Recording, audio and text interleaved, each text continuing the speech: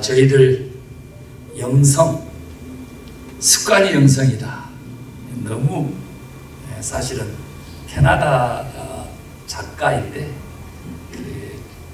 현대 지금 기독교 철학 그리고 신학 이 분야에서 너무나 지금 막대한 영향력을 끼치고 있는 그런 스미스라고 하는 박사 이야기를 저희들 좀 많이 하고 있습니다. 그런데 오늘 저는 조금 더 그분의 이야기를 벗어나서 우리 성도님들에게 소비 생활에 대한 얘기, 소비 습관에 대한 이야기를 정말 하나님이 원하시는 대로 그렇게 들려드리고 싶습니다. 우리가 장 보드리에르 그렇게 얘기하는 29년에 태어나가지고요 2007년에 이미 작고하셨습니다. 그런데 이분이 50년 전에 1970년에 지금 쓴 책이 오늘날 다시 회자되고 있습니다. 특별히 이 코로나 시대를 맞아서 사회학자들부터 시작해가지고 자본주의를 논하는 경제학자들까지 다 보드리에르를 소환하고 있습니다. 우리나라는요 70년 되면은 개발 도상국으로서의 위치에 있었습니다. 50년 후에 작년에 저희들이 우리나라가 선진국이 된 것을 지금 기억하실 것입니다. 세계 제7위입니다. 국민 총소득이 5천만 국민의 총소득이 3만 달러 이상인 거 이게 지금 세계 7위 국가의 위상입니다. 이런 시기에 또 코로나가 지금 장기화되고 있어요. 2000년, 2001년, 올해 2022년 2024년쯤에는 회복될 것으로 그렇게 보여지고 있고 지금 현재 엄청난 인플레이션을 이자율을 높이면서 다시 안정화시키고 있어서 사실은 이 소비라고 하는 주제는 우리에게 대단히 중요한 모멘텀을 가지고 있다. 이렇게 보시면 됩니다. 왜 그러냐면 벌써 50년 전에요. 이 근대주의, 모더니즘이라고 하고 합리성으로 대변되는 이 생산과 개발과 이러한 그 개념의 자본주의 모더니즘이 이미 종식되고 포스트 모던 시대로 간다. 이렇게 얘기를 한 프랑스 철학자 장 보드레르의 얘기를 오늘 여러분에게 아주 심플하게 간단하게 이렇게 들려드리려고 합니다. 그는 현 사회를 진단하기를 소비사회다. 이렇게 진단했습니다. 뭐 소비의 사회 뭐 이렇게 책 제목은 그렇게 되어 있지만 그냥 소비사회다. 그동안에요 모든 상품을 만들어내는 데에 집중한 근대주의, 이 개발주의가 이제 상품이 과잉 생산되면서 그 전부터죠. 그 전부터 제국주의는 왜 발생했어요? 잉여 상품의 과다 생산으로 시장 개척 때문에 제국주의가 나온 겁니다. 그래서 다 시장성을 보고 약한 나라를 식민지화 삼고 자기들 물건을 팔아 먹었었죠. 그런데 이게 너무 과잉 생산되다 보니까 뭐가 위기를 처했겠어요? 그렇게 생산할 수 있고 값싼 노동력을 쓸 수 있는 자본이라고 하는 것이 위기에 처하게 되는 겁니다. 무소불위의 권력을 가진 영적으로 보면 만모니즘이 능력과 가치를 상실할 위기에 처한 거죠. 이랬을 때 자본이 선택한 것이 뭐냐? 그랬더니 소비 촉진이라고 하는 정책인 것입니다. 이 자본주의는 마치 자전거와 같다 그랬습니다. 페달을 밟지 않으면 쓰러지는 겁니다. 넘어지는 겁니다. 그런데 이 페달을 밟아서 계속적으로 넘어지지 않고 자본주의가 지탱하게 하는 것은 뭐냐? 소비 촉진이랍니다. 그런데 장 보드레르는 무엇을 간파했느냐 그러면 이 소비가 어떻게 이루어지는가를 간파합니다. 우리가 물건을 살 때는 사용 가치를 보고 물건을 샀습니다. 그런데 사용 가치, 즉 유용성의 가치로 돈을 지불하고 물건을 구입해서 상품이라고 하는, 제품이라고 하는 것을 구입했었는데, 이 시대가 메이커라고 하는 그것 때문에 사그라들고, 무슨 가치? 기호 가치라고 그러는데 영어로 얘기하면 사인이고요. 제가 표현하는 것은 심볼이고 상징인 것이죠. 그래서 후기 근대주의, 후기 자본주의, 후기, 지금 오늘날 소비 경제로는 바로 이 기호의 가치, 그러니까 환상의 이미지의 그 가치를 보고 물건을 산다는 거예요. 그러니까 흔한 얘기로 이렇게 얘기할 수 있습니다. 오늘 사모님, 우리 사모님 얘기는 설교 시간은 별로 안 하면 좋은데, 예. 아파트에 원래 있는 지금 냉장고를 단 1년이 넘게 쓰고 있는 거죠. 바꾸고 싶은 거죠. 학교도 새로 옮겨가서 냉장고가 필요하니까 바꾸고 싶어서 이것저것 찾았어요. 그런데 사이즈가 안 맞아가지고 더 큰 냉장고를 못 들어오는 겁니다. 그랬는데 오늘 이 설교를 준비하고 있는 김 목사를 바라보더니 혼자서 딱 고백하는 거예요. 혼자서. 저가 아니고 사모가. 이 냉장고로 여기 있을 때까지 한번 써봐야지. 이러더라고요. 오늘 이거죠. 오늘 우리에게 들려주시고자 하는 하나님의 말씀은 또 우리들의 소비의 습관을 바꿔서 진짜 성경적인 영성의 삶을 살아내는, 즉 성화의 삶을 살아내는 바로 그 결론은 삶에서 그런 거죠. 냉장고가 없어서 냉장고를 사지 않는 시대라는 거죠. 삼성, LG, 요즘은 어떻게 선전하냐 그러면, 이야, 문 열 필요도 없어요. 조그만한 거 열면 물은 언제든지 마실 수 있어요. 전략형입니다. 이 시대가 갔다는 거죠. 누가? 이미 품절료 돼버린 김태희가 그 냉장고 앞에서 완전히 하늘하늘한 원피스를 입고 한번 샥 돌면 삼성 냉장고 최신형을 사기 시작한다. 무슨 얘기입니까? 저 간단하게 얘기할게요.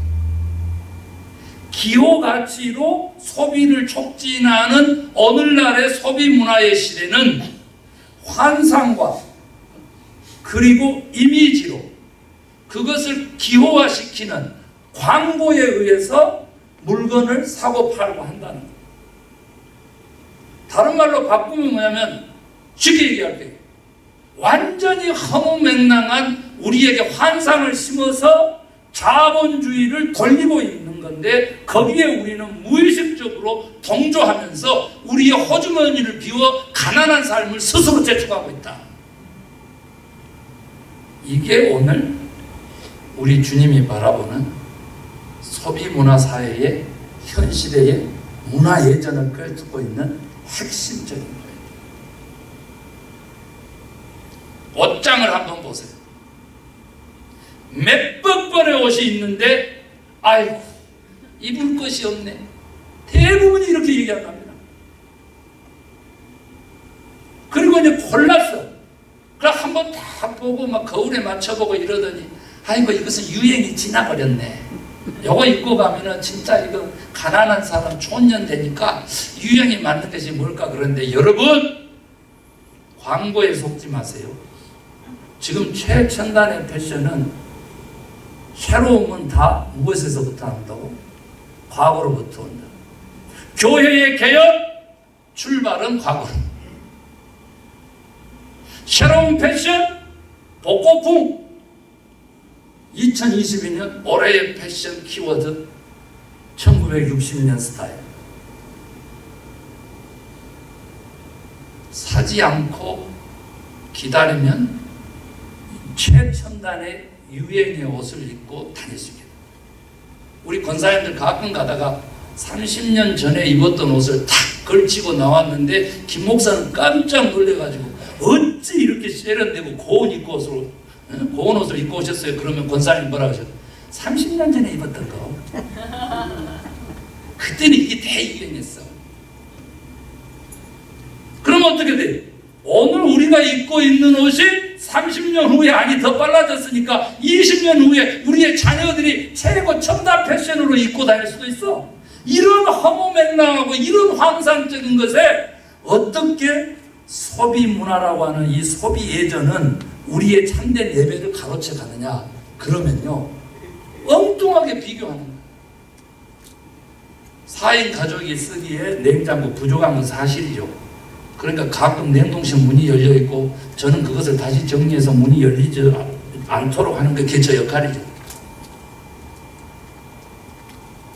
바꿔가지고 절대 문이 안 열리는 냉장고 놓고 살면 편하겠지만 가끔 가다가 자다가 일어나가지고 냉동고 문을 한 번씩 닫고 돌아다니는, 마치 비행기에서 스튜디오스들이 짐칸에 그거 문 열까봐 분명히 제가 보기에는 이미 3번 점검했거든요. 닥닥닥닥 닫은 것을. 그랬는데 출발하기 전에 또 불안하게 있잖아. 또 지나면서 또 이러고 닫고 돌아다니더라고. 5번을 닫고 돌아다니는 것을 엊그제 내가 봤어요. 그럼 그게 확실하게 닫은 겁니까? 불안한 겁니까? 무슨 얘기를 하려고 그러냐 그러면요, 현대의 문화적인 관점에서 자신을 바라보면 나는 망가졌다, 코로나는 고쳐야 하니까 쇼핑한다, 이렇게 되는 겁니다. 누가 하나님의 형상으로 지음받은 나의 존재에 대해서 그렇게 허무맹랑하게, 그렇게 자기를 비하하고, 그렇게 자기 자신에게 모욕감을 주는 그런 언사와 그런 태도를 취하라고 누가 성령이 가르치고 성경이 가르치고 그리스도가 가르치고 하나님이 가르쳤냐고요? 아니죠. 복음이 번영의 복음으로 가가지고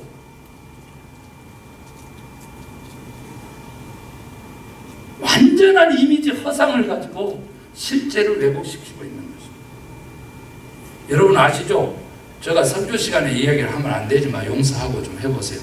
그분이 강의하시는 분이 예를 들었기 때문에 사진을 보여주는데 저 깜짝 놀랐어요.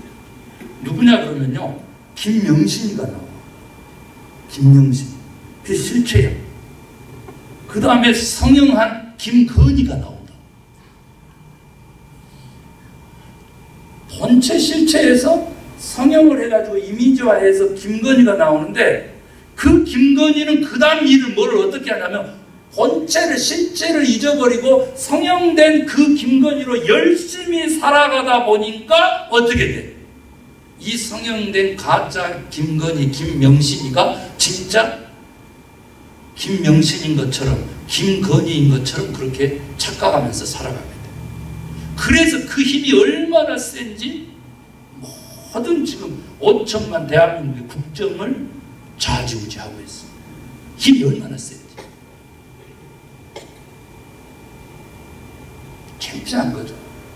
이것이 뭐냐 그러면 소비 문화의 실상을 그대로 보여주는 겁니다. 실제 리얼리티는 차원적이 있는데 가상의 것을 이미지화시켜. 광고에 의해 가지고, 광고에 의해 가지고. 그리고 난 다음에 이 이미지화 작업된 이 힘의 크기로 실체가 아닌 가상의 것을 실체로 삼고 살아가는 것을 하이퍼 리얼리티라.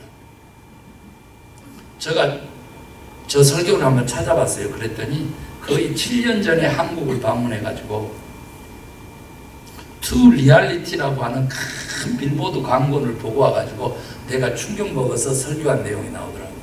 저 과거 설교에. 뭐예요? 실제가 두 개다. 하나의 실제, 이 본체가 있는데 가상의 실제가 더 실제보다 더 실제를 지배하고 있더라.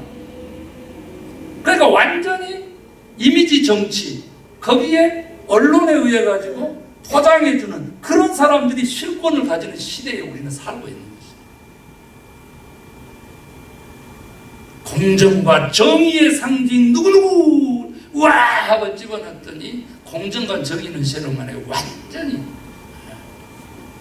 적폐도 그런 적폐가 없죠. 정치 얘기하는 게 아니고 이 사회를 관통하는 철학 얘기하고 이 사회의 삶에 대한 경제적인 얘기를 지금 하는 거예요. 그러면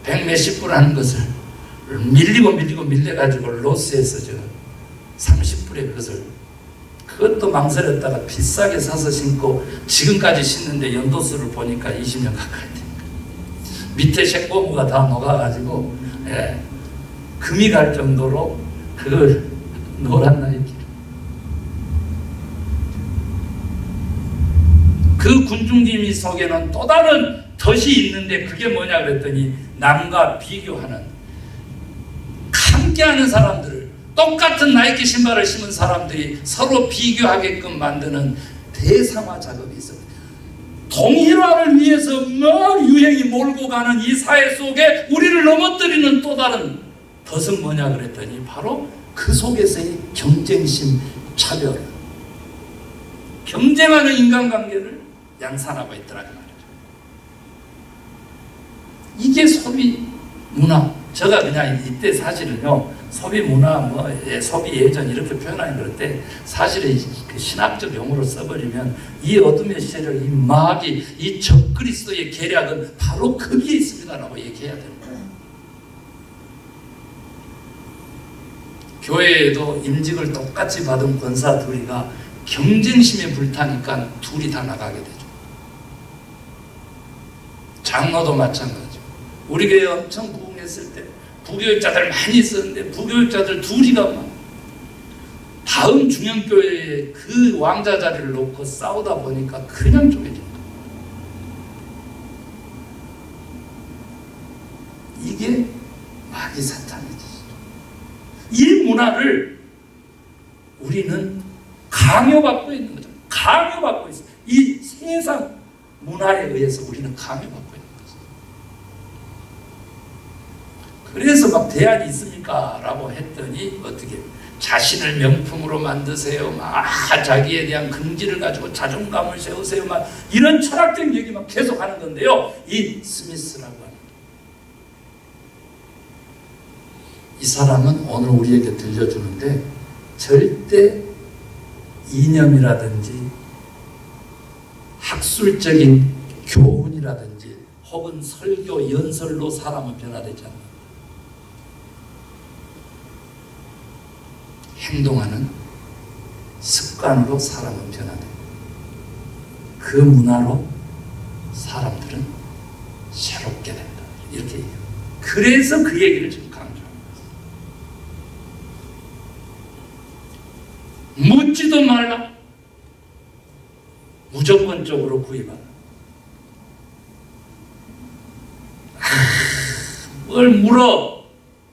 믿으면 될 것을 쓸데없이. 이게 한국교회 영적인 지도자들의 대부분의 태도고 미래교회의 결과죠. 멸망하는 거죠. 신앙이란 물음을 통해서 이해를 추구해야만 비로소 도달할 수 있는 건데 그 물음을 입술로 하지 말고 생각으로만 하지 말고 삶에서 해라. 세상 풍조가 이런데 나는 소비하지 않고 오히려 생산적인 일에 내 인생을 걸 수 있겠습니까 하나님? 라고 물으면 그것이 곧 기도가 되고 하나님은 곧 앤서니까 답이시니까 정답을 내리게 된다. 우리 성도님들 놓고 그런 설교를 합니까? 그러면 제가 요약해서 심플하게 한마디만 좀 하겠습니다. 앞으로 3년간 코로나가 정말 끝날지 끝나지 않을지 알 수 없지만 내가 소모적이고 소비적인 삶을 멈추는 결단을 하시기를 주의 이름으로 축원합니다. 지금 코로나 3년째거든요. 그런데 코로나가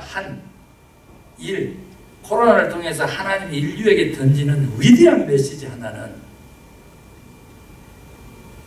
소비하는 삶을 멈췄을 경우 이 사회가 너네들의 삶이 그리고 전 세계가 어떻게 돼 가는가 내가 잠깐 그 찰나적으로 빡 시작하고 그렇게 보여주고 알려주고 말겠다. 번갯불처럼 그렇게 잠깐 비춰준 소비를 멈췄을 경우에 새로운 삶에 대해서 네가 그 찰나를 붙잡을 수 있으면 곧 빛된 나를 붙잡게 될 것이다. 이게 하나님의 메시지입니다.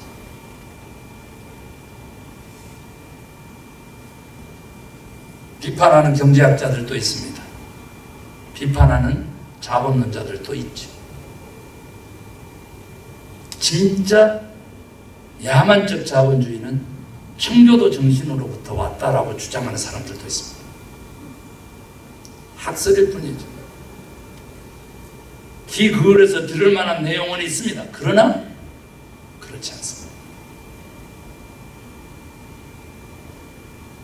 근검, 전략, 저축. 왜 합니까? 그게 중요한 거예요. 자본을 축적하기 위해서 하는 게 아니고 우리 그리스도인들은 나누기 위해서 하는 것이죠. 저는 세상 얘기만 한 것 같아서 오늘 본문 선택을 여러분 깜짝 놀랐어요. 제가 원래 다른 본문을 선택했어요. 그런데 묵상하면서 하나님의 뜻을 물었는데 갑자기 하나님의 뜻이 뭔지에 대해서 데살로니가전서 5장에 설명하고 우리가 익히 아는 그 이야기를 그냥 번개치듯이 저에게 들려준 거예요. 항상 기뻐하라 16절, 쉬지 말고 기도하라 17절, 18절 뭐요? 범사에 감사하라. 이것은 그리스도 안에서 너희를 향한 뭐라고? 하나님의 뜻입니다. 그런데 15절에 뭐라 15절에 뭐라 그런다고? 선을 따르라 이렇게 표현되어 있는데 개역 개정에는 원래요 개역 성경에는 뭘로 되어 있냐 그러면 선을 추구하라 이렇게 되어 있어요. 이것이 하나님의 뜻이다. 그런데 선을 추구하고 우리가 22절 마지막 읽었는데 악의 모든 모양이라도 버려라. 모양이라도 선하고 악하고 무엇이 선이고 무엇이 악인지 오늘 말씀을 통해 가지고 이 데살로니가 5장을 읽고 주석처를 찾고 묻고 또 물었더니 여러분 주님이 분명하게 말씀하십니다. 소비하는 것 악이고 생산하는 것은 선이고 나를 위해서 뭔가 사는 것은 악이고 다른 사람에게 나누기 위해서 만들어내는 것은 선이다. 아예 소비적인 관점에서는 그걸 그렇게 전략할 수 있어, 그렇게 정의할 수 있어 보여. 더 깜짝 놀라. 하나님이 저에게 묻는 겁니다. 하나님의 말씀도 창의적인 것을 도용해 봤냐? 그래서 그게 무슨 뜻입니까? 주석서 뒤져가지고 소비적으로 소모적으로 말씀을 쓰지 말고 네가 나하고 가깝다면 네가 나의 뜻을 묻는다면 하나님의 말씀도 생산적으로 한 번이라도 써본 적이 있느냐라고 하면서 이 말씀을 다시 딱 읽으니까 하나님 감사합니다 하면서 오늘 이 말씀을 들은 거죠. 항상 기뻐하라 그랬는데 무엇을 기뻐할 것인가 그걸 가르쳐 본 적이 있냐 이 말이에요. 성경을 찾았더니 여러분 어떻게 돼요? 16절 항상 기뻐하라가 다른 성경에서는 네가 주 안에서 기뻐하라. 여러분 무엇을 기뻐하십니까? 잘못된 사랑의 세 번째 이 히도니즘, 쾌락을 하나님 사랑보다 더 사랑하는 이 시대에 우리는 무엇을 과연 항상 기뻐할 수 있느냐 그 말이죠. 따라하십시다. 주님과 함께함을 기뻐하자. 내가 그 기뻐함에 대해서 한 번도 가르치지 않았더라니까. 오늘 여기 주일날 1시간 예배하는 것 이것을 기뻐하시기를 주의 이름으로 축원합니다. 주 안에서 생활하는 삶 자체를 기뻐하면 항상 기뻐하는 것이 된다. 이렇게 말하라고 주님이 말씀하세요. 아멘입니까? 두 번째 보세요. 두 번째. 쉬지 말고 기도하라 그랬는데 그게 무슨 뜻이냐 그랬더니 원어적으로는요. 기도하는 마음으로 네 삶을 살아라 이런 뜻이에요. 중얼 하면서 그렇게 다니는 게 아니고 기도하는 심정이 뭐예요? 기도하는 심정이 나는 연약한데 나는 할 수 없으나 주님의 하시면 하시고 주님은 능력이 많으시니까 주여 나를 도와주소서 이 겸손한 마음으로 삶을 살면 그것이 기도가 된다. 저는 깜짝 놀란 게 그 성 이그나티우스라고 하는 성자가 이제 초기 교부인데요. 그분이 성화의 삶에 대해서 몇 가지를 조언해 놨어요. 그랬는데 오늘 또 하나님의 임재를 묵상하십시오. 그리워하십시오. 맞아, 기도죠. 그 다음에 감사하는 마음으로 하루를 정리하십시오. 그 다음에 하나님 앞에서 오늘 하루에 내 감정을 한번 돌아보고 다스리세요. 오늘 기억에 남는 한 가지를 가지고 그것을 위해서 기도해 보세요. 그리고 소망을 품고 내일 계획을 한번 세워보세요. 그리고는 뭐라 그랬다고? 여기에다가 내일 혹은 또 내일 내가 어떤 모습을 가질 때 하나님이 가장 기뻐하시겠는가를 기도하세요.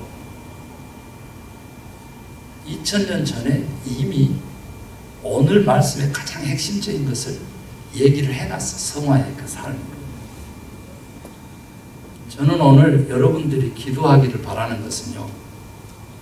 오늘 나의 삶이 소비적인 것을 피하고 생산적인 것 그리고 다른 사람과 함께 나눠서 기쁨을 낼 수 있는 것에 집중하는 기도를 드리시기를 주의 이름으로 축원합니다. 그 기도가 있을 때 하나님의 축복이 임하고 하나님의 그 축복의 약속이 내 것이다. 아멘입니까? 그 다음에 마지막에 범사에 감사하라는 얘기 나오잖아요. 그 얘기하고 말씀 마치겠습니다. 무엇을 감사할 것인가? 오늘 2000년 전에 그 교회의 아버지는 우리에게 뭘 얘기했다? 오늘 하루의 삶을 감사함으로 마무리해 보세요. 오늘 내가 소비자로 살지 않음을 감사하시고 그렇게 소모적인 삶을 살지 않아도 내가 기뻐할 수 있음을 감사하시기를 주의 이름으로 축원합니다. 이 높고 높은 고귀한 삶은 오늘날 세계를 지도하고 있는 어둠의 세력에 하나의 대항하는 촛불이 되어서 타오릅니다. 믿으시면 합니다. 내 혼자 이렇게 살아서 뭐가 되겠습니까? 예스. 내 하나하나가 모여서 촛불 혁명을 이루는 것처럼 빛의 혁명을 이루는 것처럼 역사의 길이 남을 한 페이지를 그렇게 감사함으로 써내려 가시기를 주의 이름으로 축원합니다. 기도